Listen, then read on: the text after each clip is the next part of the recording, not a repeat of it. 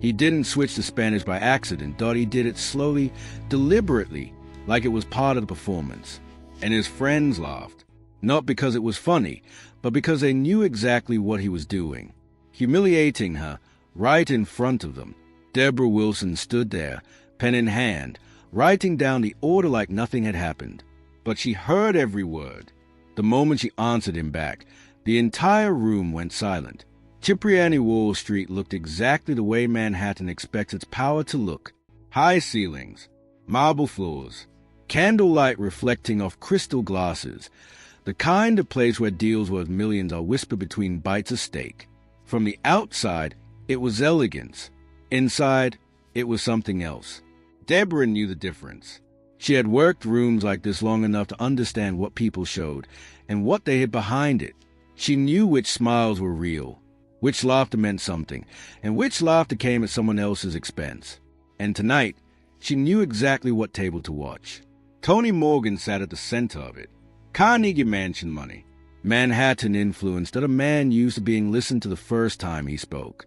Beside him, Joe, Peter, and Marisdot well-dressed, well-fed. Leaning into every word he said like it mattered more because it came from him. Deborah approached the table the way she approached every table. Calm, steady, professional. Invisible, but never unaware. "Good evening," she said softly, notepad ready. Tony didn't look at her right away.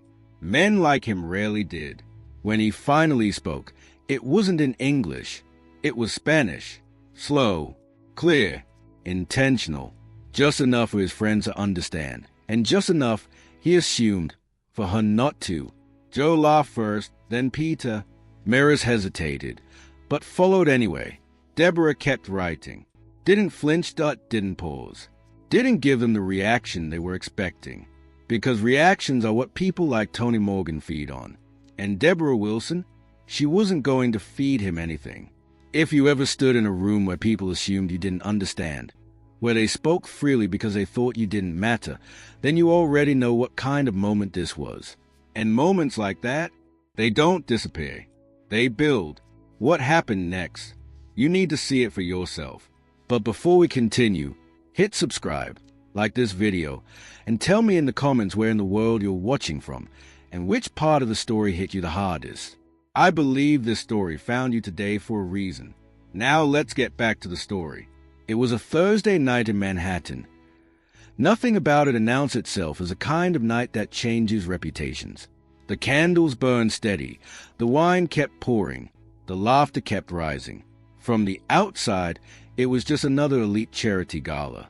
Inside, Deborah Wilson was already paying attention. And Tony Morgan had no idea he had just picked the one person in that room he couldn't afford to underestimate. He leaned back in his chair like the night belonged to him. It did, in a way. Men like Tony always seemed to own the air around them.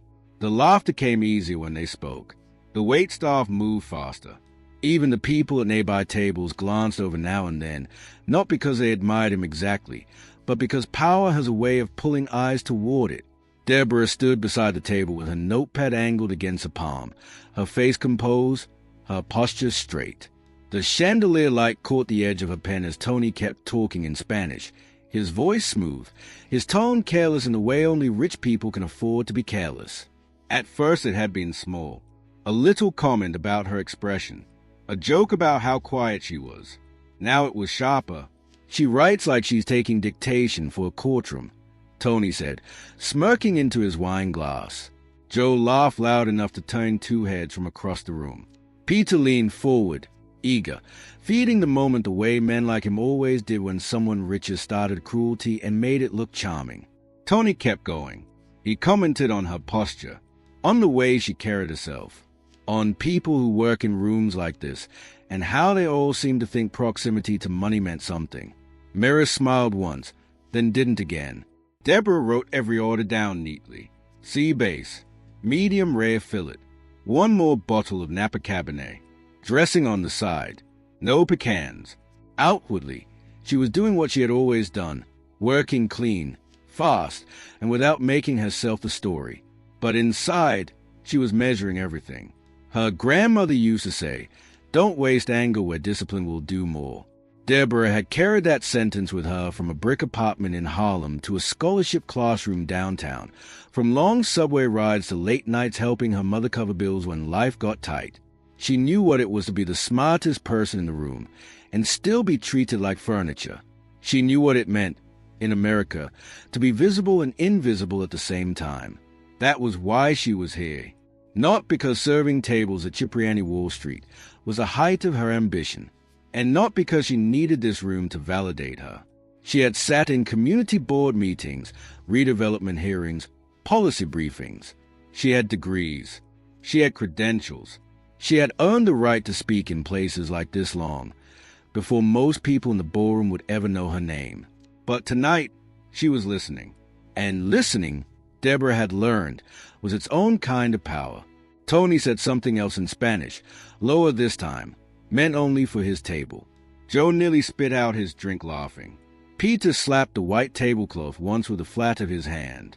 Mary shifted in her chair and glanced up at Deborah, not with pity, but with the first trace of unease, because even she could feel it now. This had stopped being a joke. Around them, the room continued its polished performance, forks against china, jazz drifting softly from the corner, fundraising smiles, expensive perfume. But the energy at Tony's table had started to change. Nearby guests weren't staring outright, not yet, just noticing, just sensing that something in the air had toned. If you ever sat in a room where people assumed you didn't matter, where they spoke over you, around you, like your presence didn't count, then you already understand what Deborah felt in that moment. And stories like this, stories that remind us who we are when no one is watching, those are the ones worth holding on to. Deborah finished writing the final entree modification. Then she paused. Not long, just long enough. Her pen hovered over the page. She lifted her eyes and looked at Tony Morgan a second longer than before. He didn't notice. But Maris did. The pause lingered just long enough to mean something. Then Deborah closed a notepad, gave a small, professional nod, and stepped away from the table like nothing had shifted at all. But something had. And Maris felt it. The host took the stage 10 minutes later. A soft chime echoed through the ballroom, the kind designed to gently pull attention without interrupting the illusion of elegance. Conversations lowered. Glasses settled. Heads turned toward the front where a man in a tailored tuxedo stood beneath warm, golden light. "Ladies and gentlemen," he began, voice smooth, practiced. "Thank you for being here tonight in support of a future we're all working to build together." Polite applause followed. Tony barely glanced up. He was mid-sentence, still speaking in Spanish, still leaning into the rhythm of his own voice like the room existed around him, not above him. The host continued, mentioning redevelopment project across Manhattan, affordable housing initiatives, community investment partnerships, words that sounded good in a room like this. Words that made people feel like they were part of something meaningful. At nearby tables, people nodded. Some even listened. Then the host said, "And tonight, we're honored to hear from someone whose work has been instrumental in shaping that future, someone who understands not just the numbers, but the people behind them." A small ripple of interest moved through the crowd. At Tony's table, Joe poured more wine. Peter checked his phone. Tony smirked at something he'd just said, low enough that only his table could hear. Maris reached for the printed program beside her plate. It had been there all night. Thick paper, embossed lettering, the kind of detail meant to signal importance. She hadn't looked at it before. Now she did, casually at first. Then again, slower.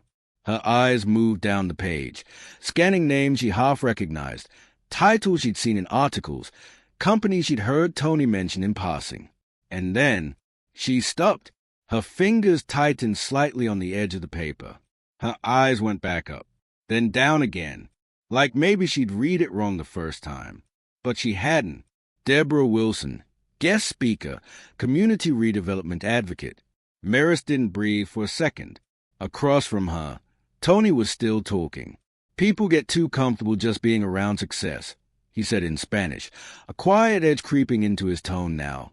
"They start thinking it belongs to them." Joe laughed again, louder than necessary.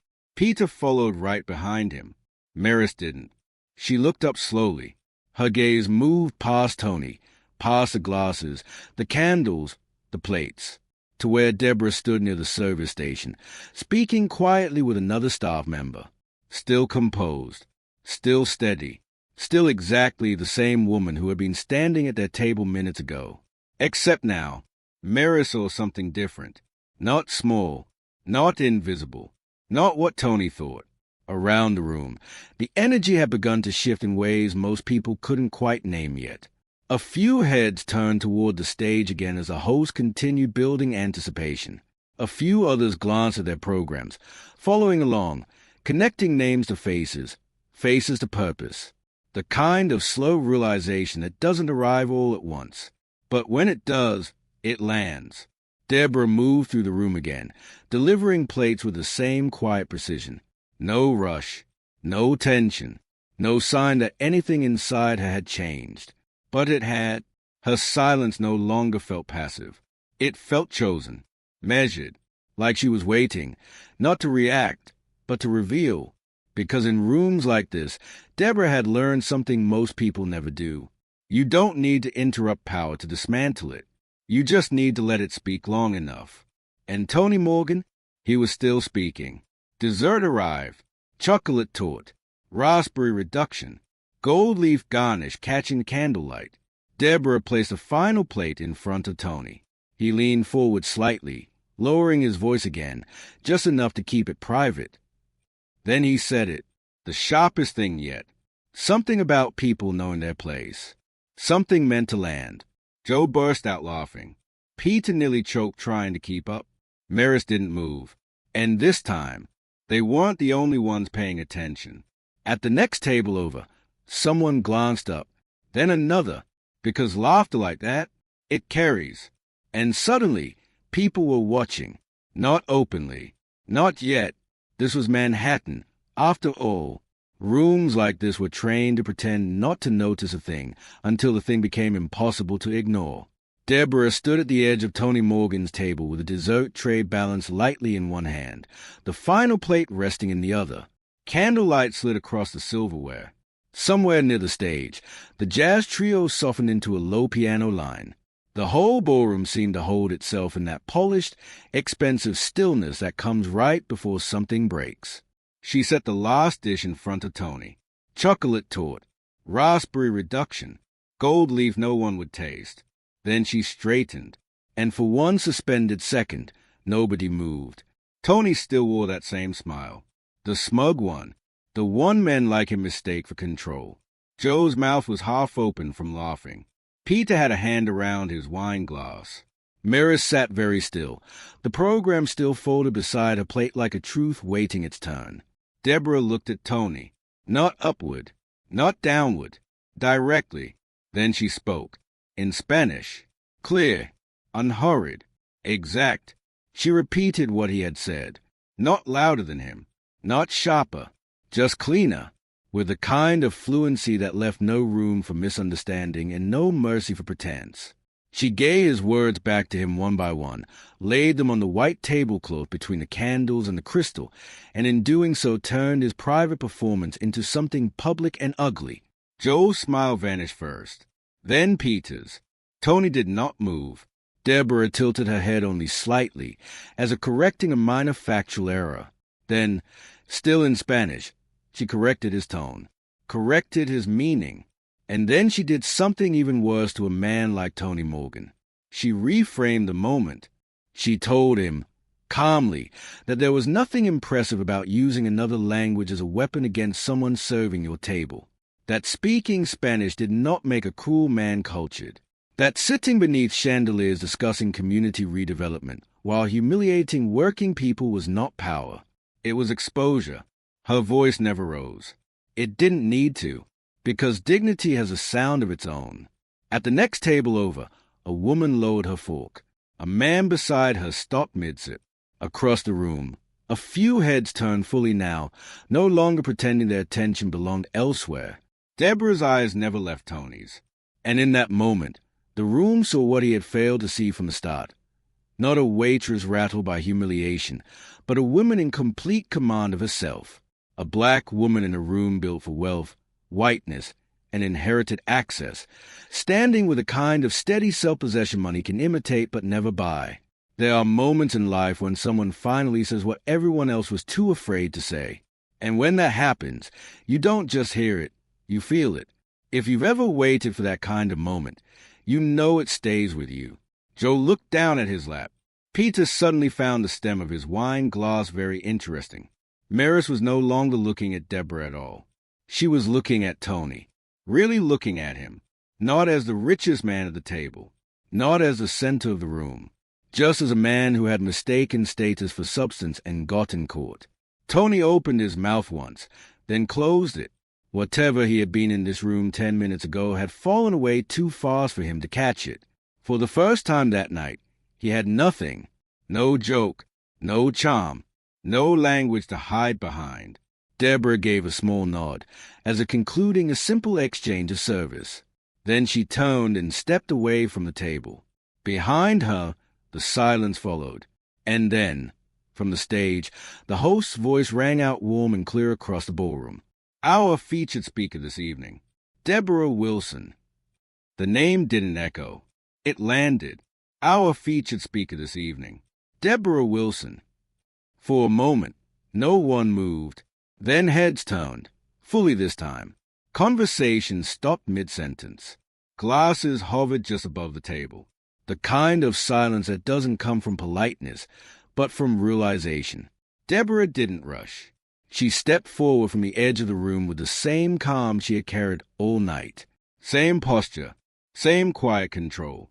The only difference now was that everyone was finally looking at her. Not past her, not through her. At her. Tony Morgan didn't move. He sat frozen in his chair, fingers still resting against the stem of his glass, as if letting go of it might confirm something he wasn't ready to accept. Deborah walked past the tables, past the people who had laughed, past the ones who had looked away, past the ones now trying to understand how they had missed what had been standing in front of them all along. Then she stepped onto the stage. The light found her immediately, and the room, Manhattan's finest, wealthiest, most self-assured, fell completely still. She didn't start right away. She looked out at them first, not searching, not hesitating, just seeing. I spend a lot of time in rooms like this, she began, her voice steady, grounded. Rooms where decisions get made about neighborhoods, about communities, about people most of us will never meet. A few heads nodded. Carefully. I've learned something over the years, she continued. The loudest voices in those rooms aren't always the ones paying the closest attention. A shift in the air, subtle, but real. Sometimes, she said, the people who understand the most are the ones no one thinks to listen to. Her words weren't sharp. They didn't need to be, because truth, when it's placed carefully, cuts cleaner than anything raised in anger. Deborah let that sit for a moment, then continued. I've also learned that listening, really listening, isn't weakness. For some of us, it's survival. It's how we learn who people are, not when they are being watched, but when they think they aren't. Across the room, a man shifted in his chair. At Tony's table, no one moved at all. Respect, Deborah said, is easy to perform when there's something to gain from it. But real respect shows up in quieter moments, in how you treat people when there's no spotlight, no consequences, no audience. She didn't look at Tony. She didn't need to. The room already had. And if we're going to talk about building stronger communities, she added, then we have to start by recognizing something simple. A pause, measured, intentional. People are not invisible just because we decide not to see them. Silence. Then, applause. Not immediate, not automatic. It started in one corner, then another. Then it spread, table by table, row by row, until the entire ballroom was on its feet. Not out of obligation, not out of status, but because something real had just been said in a room used to hearing everything but that. Tony didn't stand. He couldn't, because for the first time in that room, he understood exactly how visible he had become. The whole way outside was quieter. The kind of quiet that comes after something has already happened and can't be undone. Deborah stepped away from the stage, the applause still faint behind her, her expression unchanged. Tony caught up to her near the exit. No audience now. No table. No performance. Deborah, he said, his voice lower than before. Not commanding. Not certain. She toned. Waited. He hesitated. Men like Tony weren't used to that part. I misjudged, he started, the words unfamiliar in his mouth. I didn't realize. You didn't think I understood, Deborah said calmly, not interrupting, just finishing the sentence for him. Tony stopped, because that was it. That was the truth of it. She held his gaze for a moment longer, then added, just as steady, that's a problem. No anger, no raised voice, just clarity. And then she walked past him, not waiting, not looking back. If this story stayed with you, if it made you think about the way people are treated when no one's paying attention, then you already know why stories like this matter. The world doesn't change all at once. It changes when people start seeing differently. In a city like New York, status can open doors. Money can buy rooms. Power can fill seats. But none of it decides who truly belongs. Character does. And sometimes, the person everyone overlooks is the one who defines the entire night. If you love the story, don't just scroll away. Hit that subscribe button, drop a like, and tell us in the comments where in the world you're watching from and which part of the story hit you the hardest. We've got more powerful, emotional stories coming your way. And trust me, you don't want to miss them.